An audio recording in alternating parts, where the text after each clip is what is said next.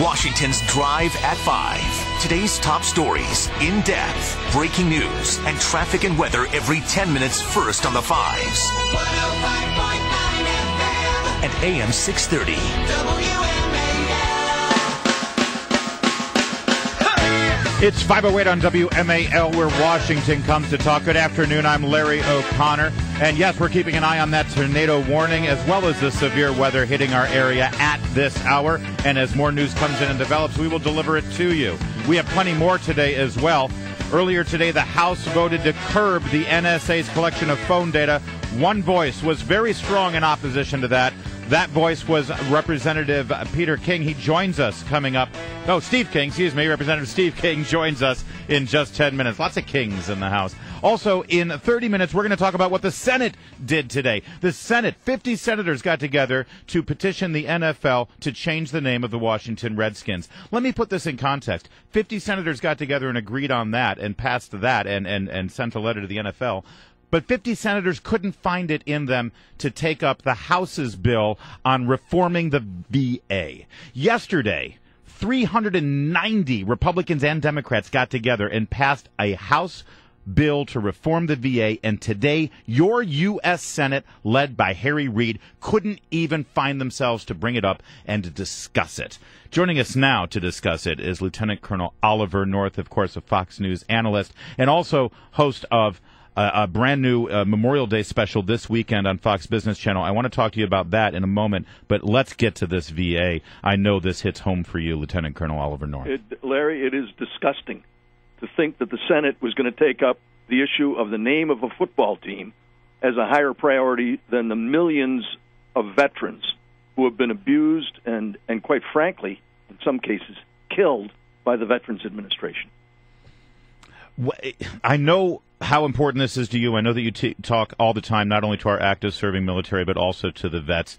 And listen, this is not an accusation against the people who work at the VA, the doctors and nurses. They're doing the best, but they're trapped in a bureaucratic mess, aren't they? Yes, they are. There are some very good doctors, nurses, medics, and technicians in the VA. And I've heard from over 1,000 current either VA victim patients, veterans of American service, and doctors and nurses and technicians who work in the VA system.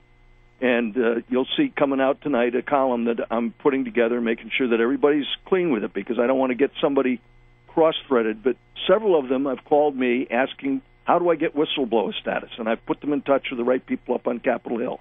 The stories that they have to tell are hair-raising. To think that we have a Veterans Administration that only has a third of its employees are actual veterans. I mean, quite frankly, why the hell isn't everybody working for the VA a veteran? Because they do know how to take care of themselves, take care of each other. And obviously there's a lot of people inside that organization who have the attitude of nothing is too good for our troops, and that's just what we'll give them, nothing. Yeah. And that, to me, is tragic, and it needs to be fixed. These vets, and Congress has been derelict in this. Yeah, they have, and it's not specific to this Congress, to Harry Reid, to Barack Obama. Let's face it, this is decades old, isn't it? It is, but that's not an excuse for not trying to fix it. I mean, this goes back to the George Herbert Walker Bush administration, and I was at that point doing a radio show just like you do twice a day. I was doing TV. And I got to introduce him at a VFW conference right after the very first Secretary of Veterans Affairs had been appointed, Ed Hidalgo, a veteran himself. And Ed Hidalgo had suggested that we stop trying to build brand-new big veterans facilities. Give every veteran a card. I call it the red, white, and blue card. A red card for 100% disabled, a white card for 50%, and a blue card for everything less. And let them take that to any medical facility in America and get their treatment, and the VA would pay for it. I mean, we've got a bureaucracy in the VA, Larry, that can't even figure out how to take a guy with no legs, right? Yeah. And I've dozens of these guys. They're in my last book, American Heroes on the Home Front, and 22 months average to get them processed into the VA.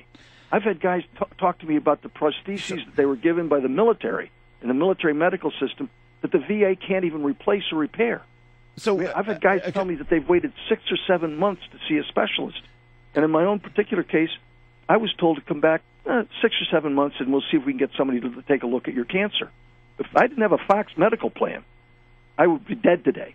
So you're also calling for a voucher system so that our vets have the choice. Doesn't have to be mandatory, but they have the choice to get their health care in the private sector, and of course we would pay for it. Exactly right. Yeah. And somewhere, I mean, you think about it, the things that were said by the president this week about this scandal, and the kind of nonchalant attitude he had it, and his promise that people are going to be held accountable, and he's going to find the people responsible. We've been hearing that since Fast and Furious, back in 2009. We heard the same thing about the IRS scandal. We had the same thing about Benghazi. Yeah. The only anomaly in this thing is that the IRS hasn't killed anybody yet. That we know of. Listen, I knew you would have passion on this topic, and I could talk to you all hour, but I also, listen, this is Memorial Day weekend, and I know that means a lot to you as well. Tell me about the special you've got for Memorial Day. The good news is that Fox Business Network is really started out with a great idea. We're going to run 16 hours on Fox Business Network starting Monday morning at 9 with award-winning documentaries that salute soldiers, sailors, airmen, guardsmen, and Marines.